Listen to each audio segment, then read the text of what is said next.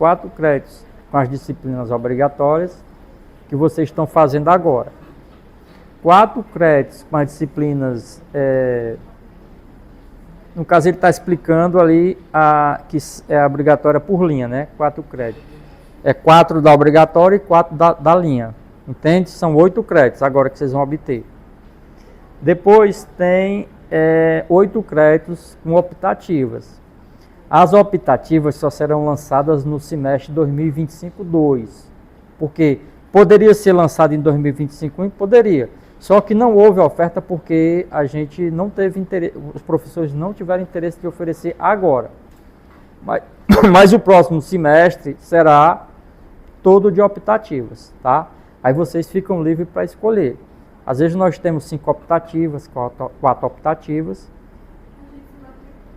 Vai lá. Então, no próximo semestre a gente vai fazer praticamente 2 disciplinas, né? 8 créditos, 4 de um e 4 do outro. E essas de orientação, vai ter essas 2 disciplinas, né?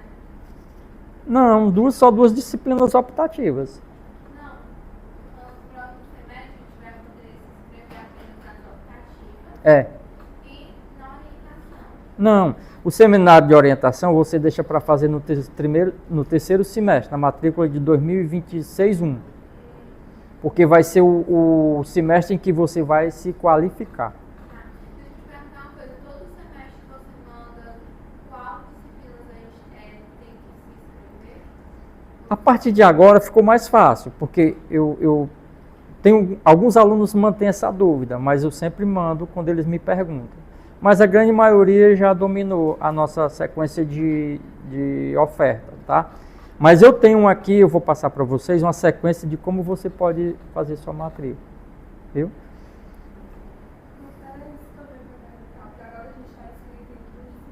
Obrigatórios.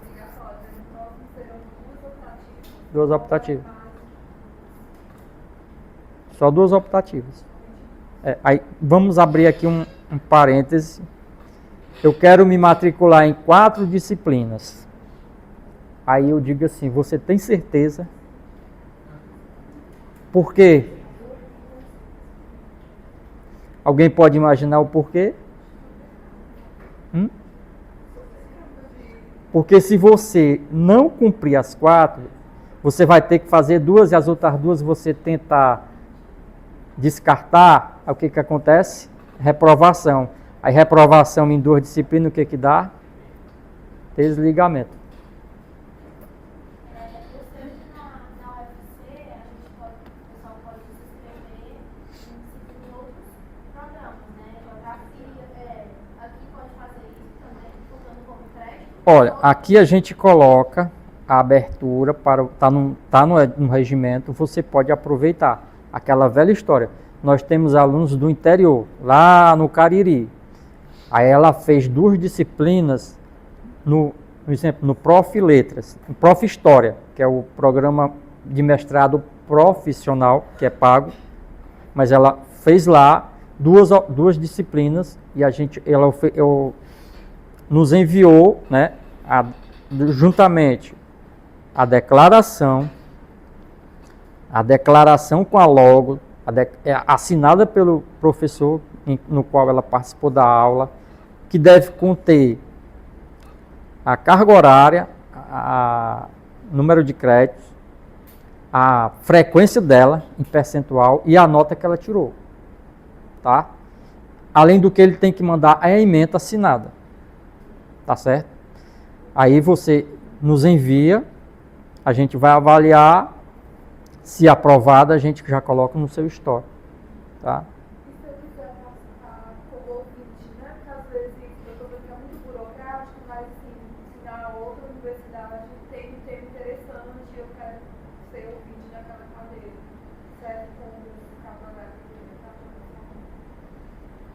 Como ouvinte, eu nunca peguei, não. Aí é um caso da gente ver com o colegiado, ver se o colegiado aceita. Pode acontecer, né? A pessoa quer como ouvinte, né? Se aproximar do professor. Pois é. Vai ter aquela obrigação de ter essa burocracia, né? De ementa, de assinatura. Não, a ementa você tem que mandar. Independente de qualquer caso, você tem que mandar. Porque a gente tem que ver o conteúdo da disciplina. entendeu? O coordenador ele tem que ver o conteúdo da disciplina. Às vezes a gente coloca aqui, muitos dos fatos dos alunos são colocados em colegiado. Por exemplo, a gente para fazer uma troca de orientador, porque, por exemplo, o orientador A ficou doente, então aquele orientando ficou vago a orientação dele, então vai passar para o orientador B. A gente vai para a reunião do colegiado e dali a gente sai com um nome, entendeu? Da mesma forma, algumas decisões, tipo desligamento, ou tipo assim, aluno que não dá satisfação e tal, entendeu? Tudo é colocado em colegiado. Esse tipo de questões já foi colocado em colegiado. Então a gente exige uma ementa e uma declaração assinada, uma frequência, o percentual e a nota que ele obteve. Então, nesse caso, é melhor fazer a cadeira, né? É, a gente pretende que o aluno faça a cadeira, porque a gente tem que encher essas salas com os nossos alunos, tá? Às vezes você chega aqui, é interessante que esteja os alunos presentes no curso, no nosso mestrado. Mas por um motivo ou outro, ele está afastado, mora lá, aí ele faz lá e manda essa documentação para a gente.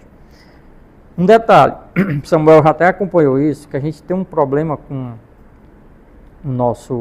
o DETI, que ele está hoje.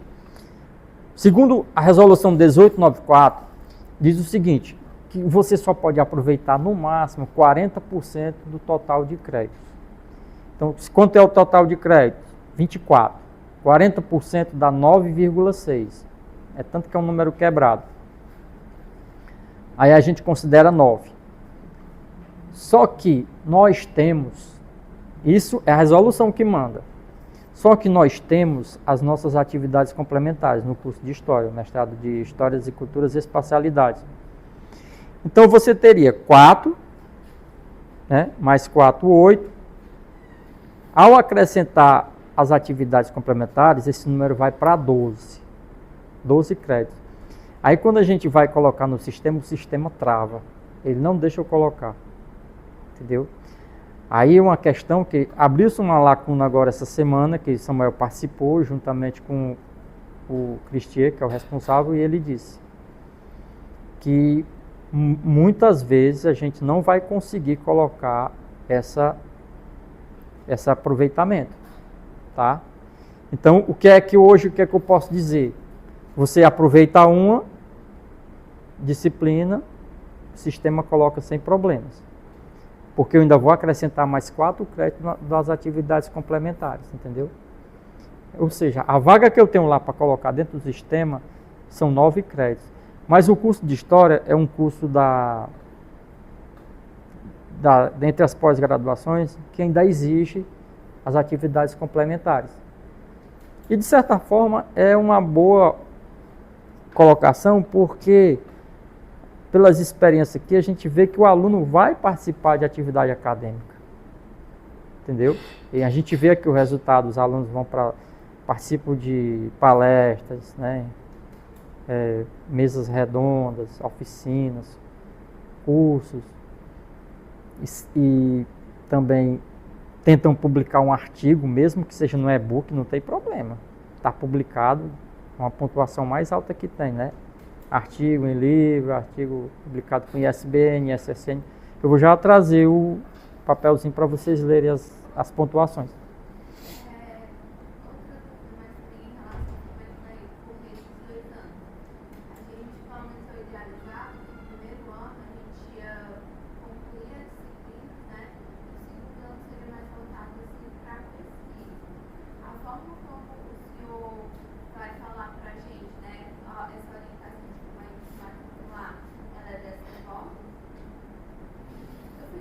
Não entendi, não. Porque assim, o 2025-1, 2025-2 é só disciplina. Mas não te impede de tu já estar arquitetando o teu projeto, não. É paralelo o projeto. Não. É só pesquisa. Essa sugestão que o senhor elaborou para a gente, né? Ela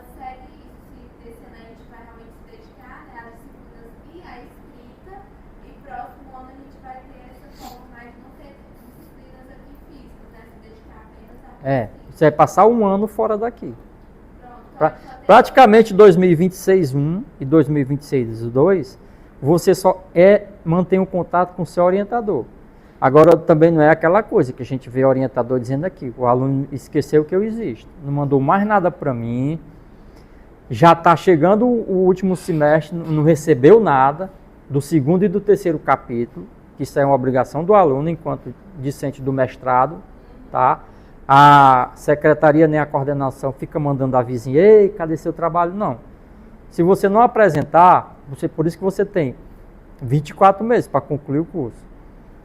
A partir de 2026-1 e 2026-2 é só pesquisa. Entendeu? 2025-1, vamos lá, resumir. 2 obrigatórias. 2025-2, 2 optativas. Aí eu posso incluir estágio de docência? Pode. Você está se achando apto para ir à noite fazer um estágio de docência na graduação? É uma decisão de cada um. Entendeu? Você pode acrescentar. Um detalhe. Vou fazer estágio docente em 2026-2. E aí, o que é que eu faço? Comunica à secretaria do curso. Manda e-mail ou passa aqui e diz, seu Mário, eu quero fazer o estágio docente em 2026-2. Porque eu só vou gerar a caderneta para quem solicitar. Entendeu? Porque na hora que você está lá, se vocês passarem naquele quadro, tem uma lista de nomes de alunos que solicitaram para fazer agora em 2025-1. Eu vou me matricular porque tem a caderneta aberta aqui, dando um despertinho, o que eu faço? Eu bloqueio. Porque eu só vou deixar passar quem pediu, tá? Porque para não tomar a vez de quem pediu. O seu colega pediu aquela vaga, então tem que ser daquele colega, tá certo? Então tá dando certo, todo mundo está pedindo, eu registro a solicitação e já deixo a caderneta do seu orientador. Não é em quem vai dar aula, é no seu orientador.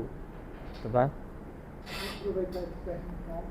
Geralmente o pessoal tem feito estágio de docência no segundo ou no terceiro semestre, né?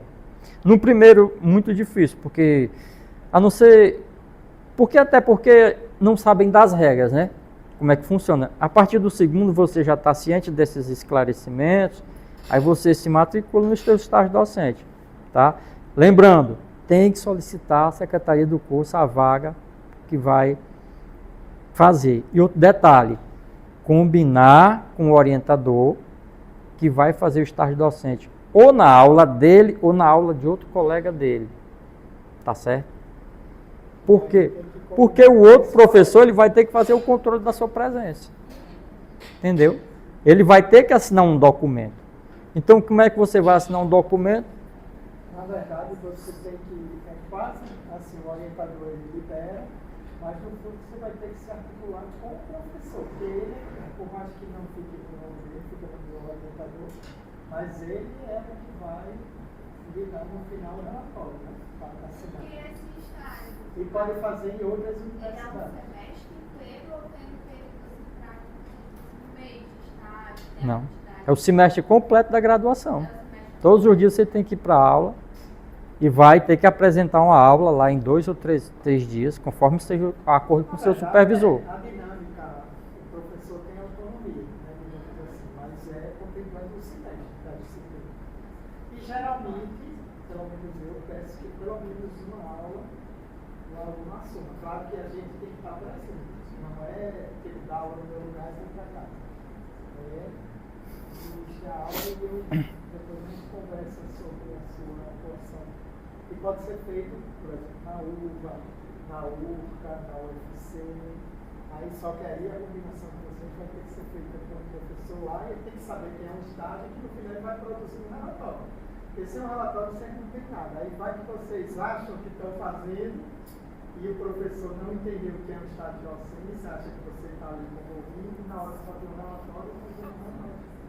Então tem que ser tudo transparente. Novamente, na verdade, é prática, né? Em relação aos nossos orientadores, como é que vai funcionar? Porque ele já mudou, né? O Mário mudou para a gente quem é que vai orientar a nossa pesquisa. E aí, esse primeiro movimento, a gente vai atrás do orientador ou a gente vai ter alguma reunião com o orientador? Como é que vai ficar? O que eu vou te dizer porque serve para a vida toda. Nunca fiquem parados. Sempre vão atrás. Tipo, se uma revista não respondeu, porque você mandou um artigo, escreva. Porque quem fica parado fica para trás. Eu sei que é uma frase meio perversa, mas é como funciona, viu, gente? Eu consegui botar coisas assim que normalmente eu antecipei porque eu fui atrás, entendeu? E vou dar um exemplo, um estágio na Fundação Joaquim Nabuco de Pernambuco, lá no Recife. Sabe como eu consegui? Porque a chefe lá, que depois se tornou minha chefe, ela gostava, porque quando eu terminava, eu arrumava tudo. E se você é tão cuidadoso, não quer trabalhar aqui não. Porque assim, o que para mim é óbvio, né? Um pesquisador trinchou ali minimamente as fontes, você vai guardar, é como criança, né? Usou o brinquedo, guarda. Meu pai me ensinou assim, né? Então não fiquem esperando. Até porque assim, cada orientador tem autonomia. Tem orientadores que demoram a responder. Então assim, mandem um e-mail. Então se eu quisesse falar com o orientador hoje já, só mudar de meu, né? Hoje, mais do que nunca, você está no direito de escrever. Porque antes poderia dizer, estou de férias. Agora já não pode. Entendeu? Porque oficialmente o semestre começou. Reiniciou. Então, mandem, escrevam, se mostrem, enviem trabalhos, insistam também. Porque assim, eu falei, na coordenação eu continuo sendo um colega. Não posso também entrar em atritos com colegas, entendeu? Tem coisas que são delicadas. Né? Uma relação, no fundo, a pós-graduação é uma justa posição de individualidades. Tem isso. E o coordenador ele é muito mais um articulador e um promotor de determinadas coisas do que alguém hierarquicamente. Por quê? Porque ele é provisório. Então, se ele implantar muitas divisões desconfortáveis, fica difícil depois quando ele voltar para a posição de professor. Então, o coordenador não pode. Agora eu vou complementar a palavra do Samuel. As orientações, gente, são determinadas depois de uma reunião de colegiado, tá?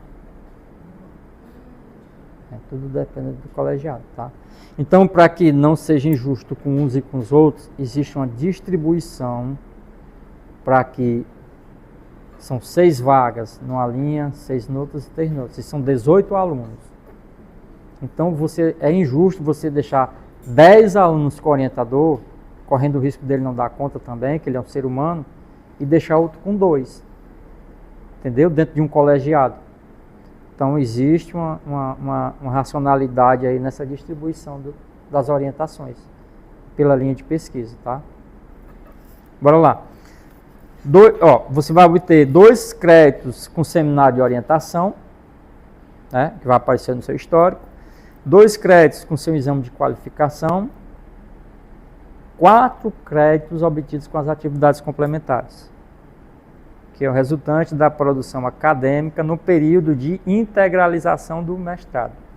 Ou seja, 24 meses, mediante a apresentação de relatório, a ser avaliado por comissão designada pela coordenação, sendo que o discente deve obter a pontuação mínima de 5 pontos para a obtenção dos créditos, que serão avaliados de acordo com a pontuação indicada no quadro anexo no relatório semestral. Eu tenho esse quadro e o relatório vai conter, mas eu vou já imprimir para vocês. Aqui é o ponto-chave das dúvidas dos alunos. Aquela mãozinha ali foi porque ficou do PDF. Vamos lá. Obrigatórias. Você está lá, primeiro semestre. Pode procurar que você se enquadre em uma dessas. Você está fazendo teorias e metodologias ou uma da linha. Aí, conforme a linha, correto? Beleza. Aí vai lá, segundo semestre, as optativas. Eu não sei quais são as optativas, por isso que eu boto a 1, a 2, a 3 e a 4. Elas aparecem como tópicos especiais 1, aí do lado aparece o nome da ênfase do título da disciplina, tá? A gente pode fazer em outra linha? Pode. A optativa pode. terceiro semestre. Veja que no terceiro semestre eu coloco estágio docente na graduação de História, mas eu boto segundo ou terceiro. É a opção de vocês, tá? A partir do segundo semestre, vocês podem fazer o estágio docente. Aí, seminário de orientação. Isso aí eu vou mandar para vocês. Eu vou disponibilizar esse PDF para vocês, tá? Seminário de orientação, que é quando você vai qualificar. No caso de vocês, 2026-1, né? A matrícula de 2026-1, seminário de orientação. A qualificação você não se matricula, porque a qualificação é resultado de um trabalho. Fez, foi aprovado, aí vai para o seu histórico. Porque você precisa vir aqui e apresentar a sua qualificação. Não vai matricular. Matricula em seminário de orientação. Entenderam? Vamos lá. No quarto semestre, né? Nós iniciamos aí a elaboração de dissertação 1. As elaborações de dissertação, elas não têm crédito. E elas ficam sempre uma disciplina com a caderneta no nome do coordenador. Então, não interessa a linha, nem o seu orientador, vai para o coordenador. Tá bom? Ela é uma disciplina para manter vínculo. O que é manter vínculo? O aluno do mestrado na UES, qualquer mestrado, ele tem que estar matriculado para manter o vínculo. Por quê? Porque senão você está desligado. Eu não posso fazer nada com você se você não estiver matriculado. Você tem que manter o vínculo em qualquer disciplina, tá? Aí você fez, já qualificou, aí no próximo semestre, isso eu estou falando para quem vem nessa sequência corretinha. Mas, de repente, gente, vocês trabalham como professores na rede municipal. Aí diz assim, professor, por um motivo ou outro, eu preciso fazer seminário de orientação aqui no segundo semestre para me lá qualificar, que eu quero adiantar. Pode. Mas desde que vocês realmente vão qualificar. Não fiquem colocando disciplinas que vocês não vão poder cumprir, tá? Essa aqui é a sequência ideal para formar o mestrado. Os casos omissos, vocês entrem em contato com a gente, com o orientador de vocês, que a gente vai estudar caso a caso. Então, chegou na elaboração de dissertação 3, é o teu último vínculo com o mestrado, tá? Por que eu deixei ali em branco? É porque ali pode ser o caso de que você teve que fazer uma prorrogação, tá? Aí você foi por um motivo, nós somos humanos, qualquer um pode adoecer. Aí tu precisou fazer essa prorrogação, aí tu vai ter que usar a elaboração de dissertação 3. Aconteceu aqui um caso muito, assim, anormal. Essa aluna, ela teve os problemas, essa discente, de saúde mesmo. Ela chegou a um ponto que ela se matriculou em todas as 3 elaborações e não tinha apresentado ainda, conseguido apresentar a dissertação dela. Aí ela perguntou, e agora, o que é que eu vou fazer? A gente não tinha mais nem disciplina para ela. Aí uma coordenação, professor, vamos pedir para ela se matricular no optativa, que era um semestre que ia ter optativa, porque ela precisa manter o vínculo. Porque se ela não tiver vínculo, ela perdeu tudo. Eu não tenho mais como fazer a titulação dela, eu não tenho como lançar ela no sistema, ela não vai receber diploma. Aí acontece que mesmo, aí você, neste caso, vai ficar ciente de que ao se matricular numa disciplina como uma optativa, para manter vínculo, você vai ter que assistir aula. Por quê? Porque senão vai aparecer uma reprovação no histórico de vocês. Entendeu? Peguem bem essa ideia, viu? A questão do vínculo, tá? Não pode deixar de ter o vínculo. E, no caso de extrapolar todas as disciplinas normais do curso, vai ter que entrar no optativa e fazer a cadeira, para não ficar uma reprovação. Até porque se você já tiver uma reprovação, com a segunda reprovação você perdeu tudo. Todo o teu trabalho foi em vão. Vai ser reprovado. Com 2 reprovações, o que acontece? O aluno é desligado, né? Entendeu? Então aqui é isso. Sobre esse quadro, só uma dúvida, em relação à elaboração de dissertação, o senhor orientou que a gente se inscrevesse com o nome do coordenador, né? é sempre com o nome do coordenador. Certo. Em relação ao seminário de orientação, É com o teu orientador. tranquilo, Tá? obrigado. Ó, estágio docente é com o teu orientador. E seminário de orientação com o teu orientador. Certo. Tá certo? Obrigado.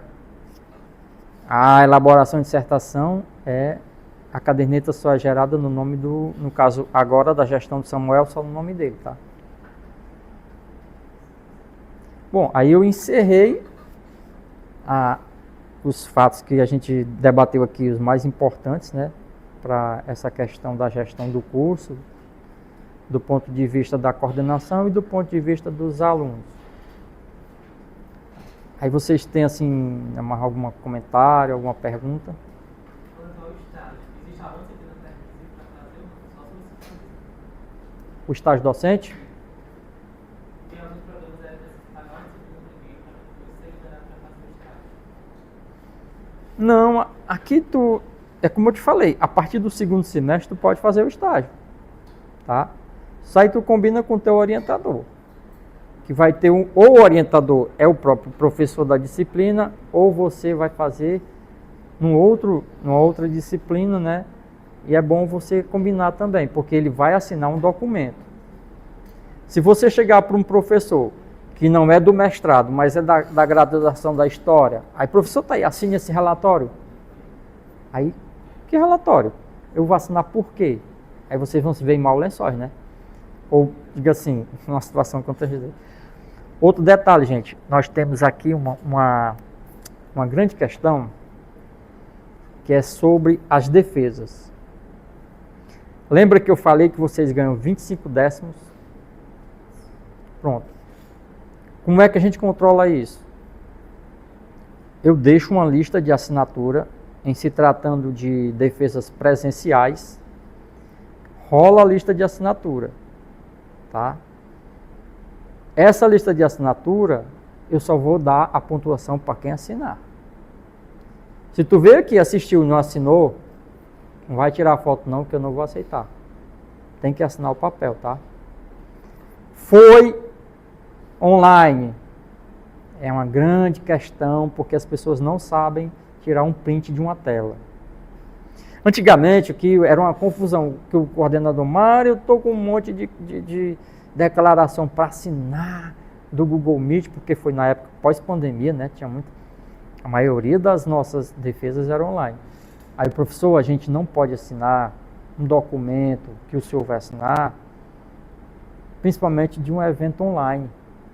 Porque eu posso muito bem colocar a minha foto lá, dizer que eu estou lá, e eu nem estou nem assistindo, eu saí, fui resolver outra coisa, e depois gerou uma confusão, e depois o senhor assinar um papel dizendo que você estava presente é uma coisa que você não sabe se a pessoa estava.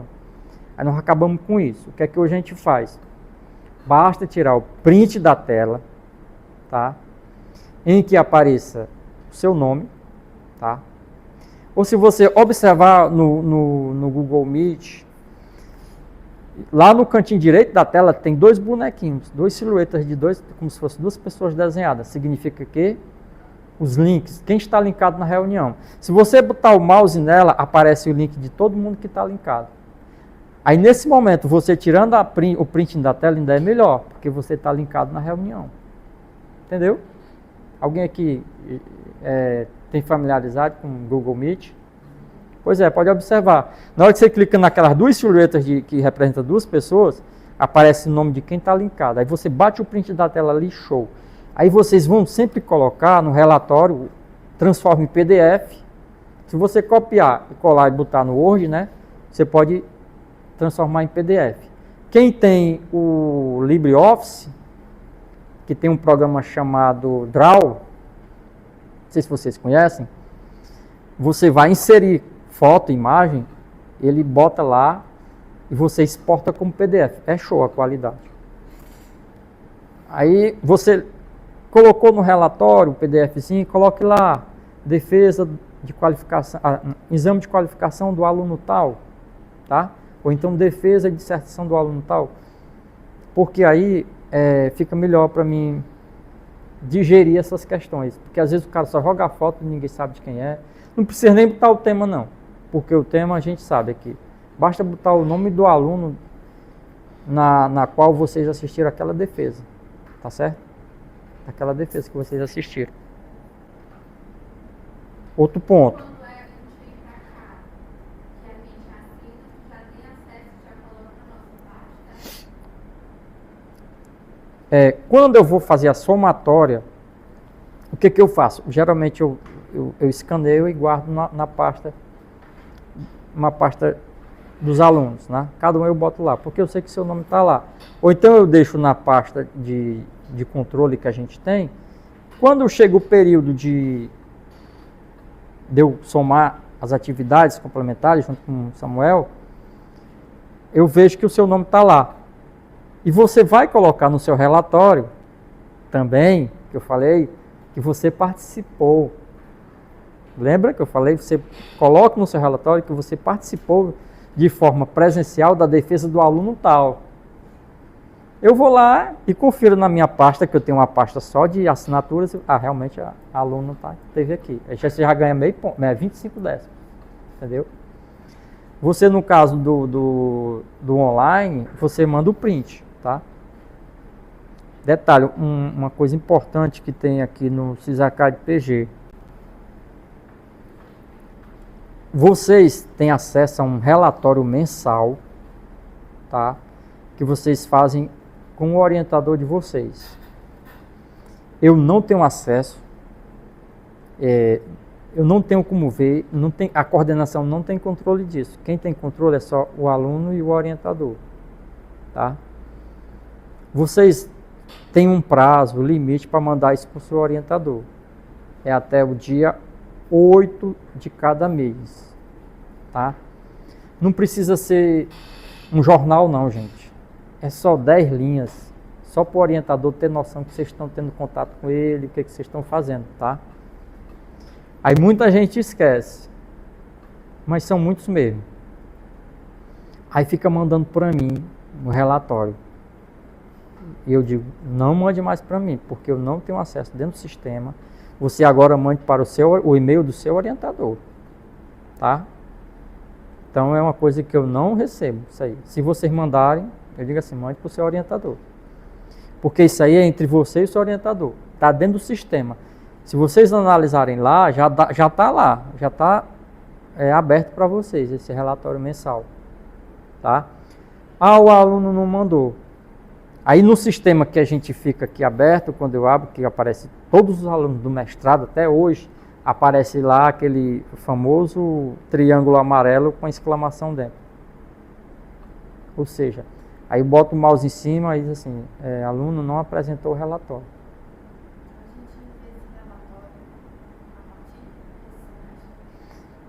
Já está aberto para vocês. A partir do momento que você foi matriculado, já está lá. Vai contar do dia, no caso, do dia 1º de abril até o dia 30 de abril. É mensal.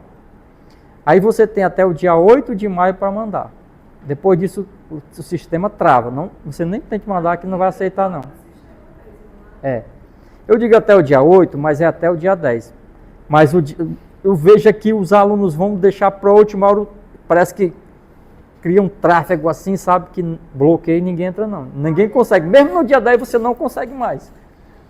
Aí a galera aqui sempre diz, eu só consegui dia 8, eu só consegui dia 9. Dia 10 a maioria não consegue mais. Porque eu acho que fica um fluxo muito grande, que é um sistema Sisacad PG, e eu acho que é por causa do fluxo de informações que fica dentro do sistema, né?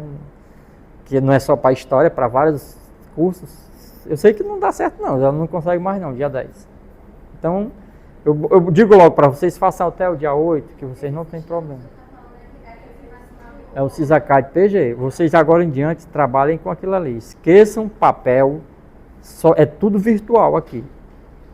Até o trabalho final de vocês, que vocês, eu terminei, minha dissertação foi aprovado, beleza. Eu mando todas as informações de como você vai proceder para entregar à biblioteca.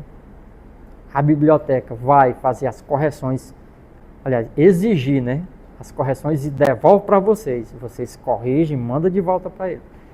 Assim que ela aprova o trabalho de vocês, fica no sistema.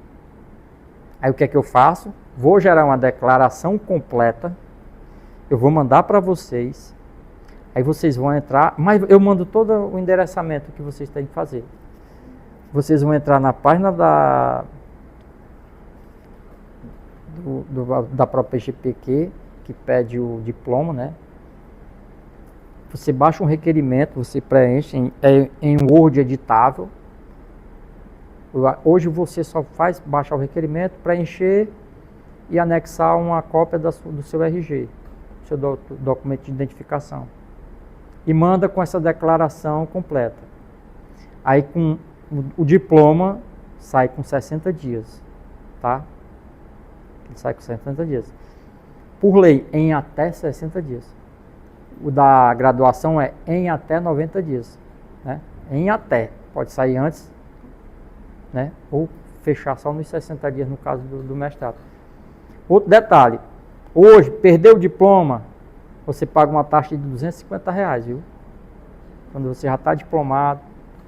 Outro detalhe, toda declaração que vocês estão tendo acesso para a carteira de estudante, ela já sai com a verificação digital, tá? Aí tu for aceita, já. Você já percebeu que sai lá? Eu acho que agora o S está incluindo até um QR Code. Eu? Já sai tudo com assinatura eletrônica, não precisa aquela coisa de assinar mais não, tá? A gente só está assinando aqui declarações para o pessoal que trabalha na SME, porque eles precisam, lá exigem papel. Eles exigem, ou então o PDF para anexar no processo, né? Aí a gente manda com a assinatura digital do professor Samuel. Porque, gente, é complicado. Quem trabalha lá, pede afastamento, que seja até um período, aí eles têm que ter documentação assim. Que o cara tem que ler, tem que ter entendeu? Um ofício, uma coisa desse tipo. Mas a maioria é declaração. Pronto. O que mais? A maior dificuldade que os alunos têm é só isso mesmo. Então agora vocês têm aí o período de mestrado. Alguém quer fazer alguma pergunta?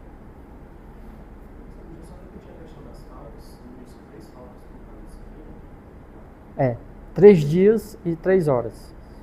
Aí é o limite, 15 horas. Porque não é 75% de 60 dá 45. Então 60 menos 45, 15. Está no limite, é 15 horas para faltar. Mas ele estava se você entrar com acesso frequente só com um atestado. Dá pra... O atestado não abona a falta, viu? Seja em qualquer universidade, o UFC, o ES, o IFCE, só justifica. Aí o que acontece? A coordenação, né, vai lá conversar com o professor e entrar no entendimento que aquele aluno não pode ser reprovado, entendeu? Mas não abona a falta. É uma justificativa por um motivo de força maior.